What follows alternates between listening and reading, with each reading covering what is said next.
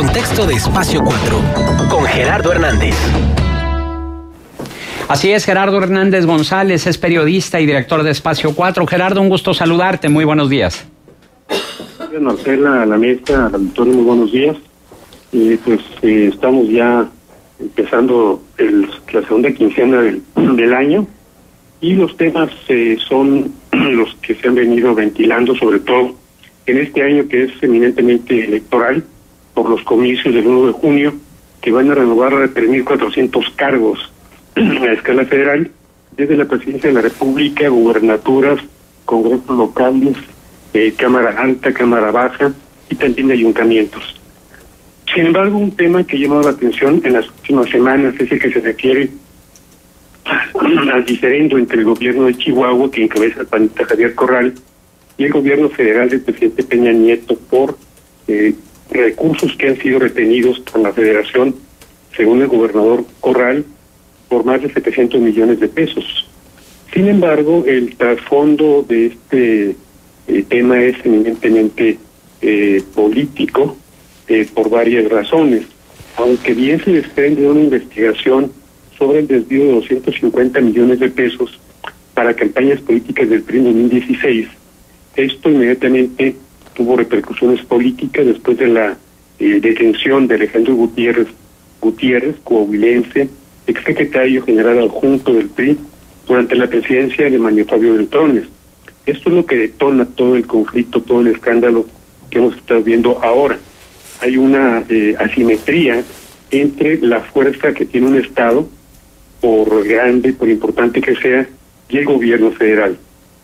El aparato federal tiene innumerables recursos y canales para presionar a cualquier gobierno estatal de cualquier partido político. Han sido pocos gobernadores en la República a través de la historia quienes se han enfrentado o reclamado al gobierno federal participaciones o bien convenios que les deriven recursos a las entidades. Existe un antecedente en Coahuila en el año 1947. Había diferencias entre el gobierno de Ignacio Cepeda Dávila de Coahuila y el presidente de la República, Miguel Alemán. Se estaban por firmar algunos convenios de participaciones, convenios de coordinación fiscal entre la Federación y los estados. Hubo alguna resistencia, alguna oposición, cierta reticencia del gobernador para entregar las atribuciones fiscales de Coahuila al gobierno federal. Hubo una audiencia en Los Pinos en 20 tantos de junio del 47. Hay una discusión, según trascendió en su oportunidad, entre el presidente y el gobernador, un trato muy frío de Miguel Alemán, según se ha consignado en diferentes testimonios. El gobernador regresa a Saltillo y se suicida. Es un caso que no ha sido esclarecido cabalmente, hay sospechas. Finalmente quedó la información como un suicidio, pero eso se derivó, insisto, de aparentemente una discusión entre el gobernador y el presidente de la República. En su campaña Javier Corral ofreció investigar el gobierno de César Duarte por evidentes desvíos de recursos. Es lo que ha estado haciendo Corral desde que asumió el poder después de ganar la gubernatura en 2016. Corral gana como candidato del PAN sin la participación de ningún partido político. Y es entonces cuando empiezan las investigaciones y se detectan desvíos de importantes sumas de dinero, tanto que el exgobernador César Duarte se encuentra prófugo aparentemente en Estados Unidos. Uno de los reclamos que hace el gobernador Corral al gobierno federal es que deje de proteger a Duarte y pida la detención de César Duarte, al gobierno de Estados Unidos con fines de extradición. Entonces todo el conflicto surge a partir de una investigación que realiza la Fiscalía de Chihuahua con declaración de exfuncionarios, altos funcionarios de la pasada administración, y empiezan a aparecer nombres, cantidades y desvíos de recursos. Estos 250 millones de pesos que tienen en prisión preventiva Alejandro Gutiérrez representan poco más del 50% de lo que en Coahuila se desvió a empresas fantasmas. Sin embargo, todavía no hay en la entidad ninguna investigación por parte de las autoridades. La Auditoría Superior del Estado presentó un informe en septiembre al Congreso local donde establecía justamente los resultados de la revisión de una serie de puntos de acuerdo, entre ellos el desvío de recursos a 13 empresas que no se justificaron, y el Congreso local anterior, en lugar de darle causa a ese informe, procediendo a una investigación, pidiendo una investigación a la Procuraduría General del Estado, guardó la información. Finalmente, hasta el 28 de diciembre, la Auditoría Superior del Estado publica en su página web esta información, y es cuando se conoce que el monto de 410 millones de pesos, por no hablar de otro tema importante en Coahuila que se refiere a la deuda por más de 36 mil millones de pesos acumulada en el gobierno de Humberto Moreira, que se incrementó durante la gestión de su hermano Rubén. Entonces vemos una situación que, como se ha comentado en diferentes medios también, un gobernador que está cumpliendo el compromiso de investigar a su sucesor, que tiene ya a exfuncionarios de la pasada administración como testigos, otros están detenidos, y una orden de aprehensión que finalmente se detuvo en contra del expresidente del PRI, Manuel Fabio Beltrones. Esto es un resumen de temas que, insisto, se han abordado durante las últimas semanas, pero que tienen que ver con la sucesión presidencial. Manuel Fabio Beltrones, con la detención de Alejandro Gutiérrez, era el objetivo, si bien está preso todavía Gutiérrez, pues el objetivo, la figura principal de esta trama para desviar estos recursos es justamente Manuel Fabio Beltrones, un político avesado, avieso del sistema político mexicano, que ha sido incómodo para el gobierno del presidente Peña Nieto, justamente por su ascendiente entre los grupos del PRI tradicionales, de gobernadores, senadores, diputados federales. Entonces vemos cómo se complica la sucesión cuando faltan todavía 6 meses para las elecciones, de 6 meses y medio para los comicios presidenciales del 1 de junio, y en este contexto pues estuvo por acá en Coahuila en días anteriores el candidato del PRI, José Antonio Meade.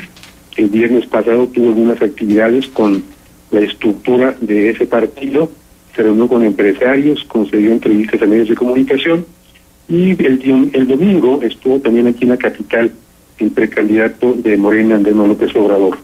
Todo dirigido, insisto, hacia las elecciones del 1 de junio, que como bien sabemos serán altamente competidas entre estas tres fuerzas políticas. Cada partido está sumando a disidentes de otras fuerzas políticas del país, la renuncia de Javier Lozano al PAN para sumarse a la campaña de José Antonio Meade, la inminente candidatura de Luis Fernando Coloso Riojas como candidato a diputado federal por Nuevo León por el partido Movimiento Ciudadano. Entonces son elementos que se agregan, insisto, a un contexto que tiene como final, como meta el día 1 de junio. Mientras tanto, la ciudadanía pues está pendiente de las declaraciones de esta avalancha de spots que se da en radio y en televisión, para tratar ya los partidos políticos, los bloques, estos tres bloques que forman el PRI, el Verde y el PAN, el PRD, Movimiento Ciudadano, Morena, el PT y Encuentro Social, hacia las elecciones de este año 2018 del 1 de julio. Insisto, una competencia que será se anticipa ya muy cerrada. López Obrador sigue arriba en las encuestas y no es gratuito que así sea. López Obrador tiene 3 campañas consecutivas por la presidencia de la República, es el aspirante presidencial con más exposición mediática, es quien fija la agenda incluso a los precandidatos del PAN y del PRI. Un candidato del PAN, Ricardo Anaya, que llegó con algunas dificultades, provocando, entre otros temas, la renuncia de Margarita Zavala. Un José Antonio Meade, que llega como candidato externo del PRI, que no ha convencido a amplios sectores de ese partido justamente por ser un elemento ajeno, extraño al PRI.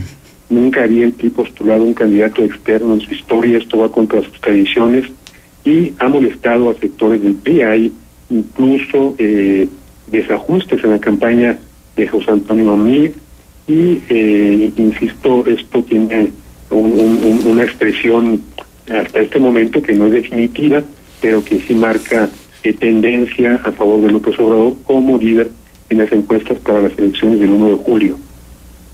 Hacías referencia en tu participación, Gerardo, de el caso de las empresas fantasma en Coahuila y también el caso de la megadeuda en el sexenio de Humberto Moreira y Jorge Torres y la posibilidad de que esos recursos, tanto de la megadeuda como de las empresas fantasma, pudieran haberse ido a campañas del PRI. Esto fue lo que dijo Jesús de León Tello la semana pasada en rueda de prensa, donde pidió que no se dejara escapar al exgobernador Rubén Moreira y que respondiera por las empresas fantasma ante la posibilidad precisamente de que hubiera sucedido lo mismo que en Chihuahua. Y mi pregunta es, ¿consideras tú entonces, Gerardo, que debe haber un cambio de partido en el gobierno para que se pueda realizar una investigación como la que está sucediendo en el estado de Chihuahua y como ha sucedido en otras entidades donde ha habido alternancia? Sí, no debe ser condición la alternancia. En un país donde hubiera Estado de Derecho, gobierne con gobierne, sea del mismo partido, la primera obligación es aclarar la situación financiera, las condiciones económicas de esa entidad. Vemos como, por ejemplo, en 3 estados donde hubo alternancia, en Chihuahua, en Veracruz y en Quintana Roo, donde hay alternancia, y en los 3 gana el PRI.